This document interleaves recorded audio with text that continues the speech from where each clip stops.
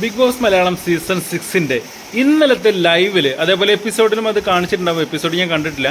ഇന്നലത്തെ ലൈവിൽ ഒരു സംഭവം നടന്നു. മറ്റൊന്നുമല്ല, നമ്മുടെ രതീഷ് സിജോ ഒരു പ്ലാൻ ചെയ്തുകൊണ്ടുള്ള അടി, അത് വളരെ ഗംഭീരമായിട്ട് തന്നെ അവർ അവതരിപ്പിച്ചു. അവരുടെ ഉദ്ദേശം ഉറങ്ങിക്കിടക്കുന്ന അവിടെ കുറേ ഒന്നിനും പ്രതികരിക്കാതെ ഒരു വിഷയത്തിലും ഇടപെടാതെ ഒരു സേഫ് ഗെയിം കളിക്കുന്ന കുറേ പേര് അവിടെ ഉണ്ടെന്ന് നമുക്ക് തന്നെ അറിയാം.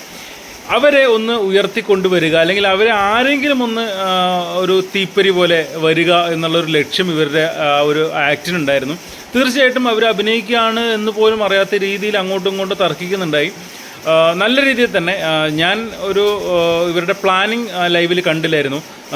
ആ അടി നടക്കുന്ന സമയത്താണ് ശരിക്കും ഞാൻ വിചാരിച്ചു, എന്താണ് സിജോ ഇങ്ങനെയൊക്കെ സംസാരിക്കുന്നത്, രതീഷ് ഒരു അതിഥിയായിട്ട് വന്ന ആളല്ലേ, സത്യത്തിൽ ഞാൻ വിചാരിച്ചു. അത് കഴിഞ്ഞ് ഇവരെ കൺഫെക്ഷൻ റൂമിലേക്ക് വിളിച്ചപ്പോഴാണ് ഇതൊരു പ്ലാനിങ് ആയിരുന്നുള്ളത് മനസ്സിലായത്. പക്ഷെ അവിടെ സ്കോർ ചെയ്തത് ഇവർ രണ്ടുപേരും സ്കോർ ചെയ്തു കേട്ടോ. പക്ഷേ അവിടെ സ്കോർ ചെയ്തു എന്ന് എനിക്ക് തോന്നിയത് സായിയാണ്. സായി ഇങ്ങനെ ഒരു വിൽ പവർ അവിടെ കാണിച്ചു എന്നുള്ളത് വളരെ വളരെ അഭിനന്ദനീയമായ കാര്യമാണ്. അപ്പോൾ ഒരു പുലി സൈഡകത്ത് ഉണ്ട്. അതായത് അവർ രണ്ടുപേരെ അങ്ങോട്ടും ഇങ്ങോട്ടും തർക്കിക്കുന്നതിനിടയിൽ എല്ലാവരും വന്ന് ചുറ്റും നിൽക്കുന്നുണ്ട്, എല്ലാവരും രണ്ടുപേരെ പിടിച്ചു മാറ്റുന്നുണ്ട്.